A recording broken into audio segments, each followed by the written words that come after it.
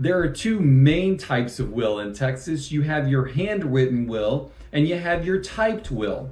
Now let's talk about handwritten wills because they actually have fewer legal requirements than typed wills. In order for a handwritten will to be valid under Texas law, it has to be totally in your writing and you have to sign it. So those are the two requirements. You can't have a buddy write it out for you or anything like that. It has to be totally in your handwriting and it has to be signed, but that's really kind of the only requirements.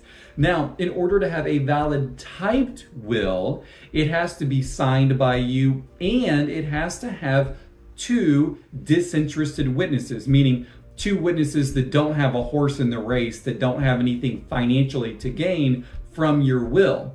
So those are the main requirements there. Now, a good typed will be a self-proved will, which means it also has a notary and is usually done by a lawyer. Now, a good typed self-proved will is usually going to be done by a lawyer and costs a bit more, but it saves so much more when you pass away.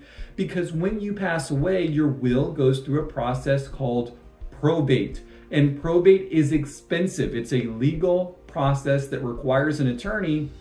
And if you had a good attorney drafted, self-proved, typed will, that's the cream of the crop. That's the gold standard. And that means your family saves money on the back end after you pass away. So that's really kind of the one you want.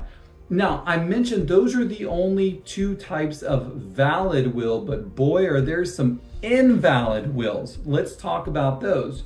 Well, number one, a lot of times we see wills that are oral, meaning people just kind of talked and said, well, you know, Aunt Joanne said she wanted this, or Mom told me I could have that. That's not going to cut it. There's no such thing under Texas law as a valid, just out loud spoken will. That's not a thing. That's not going to pass muster.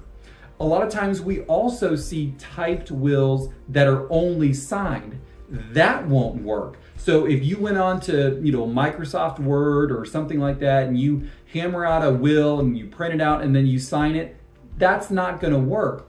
And remember I said it requires two witnesses. So a lot of times we have people that come in that say, hey, Isaac, what about I type up my will, I sign it in front of a notary. Surely that's valid, right? Nope, that won't work either. You can't just type out your will, sign it in front of a notary and expect it to be valid under Texas law because it's not. It has to have two disinterested witnesses.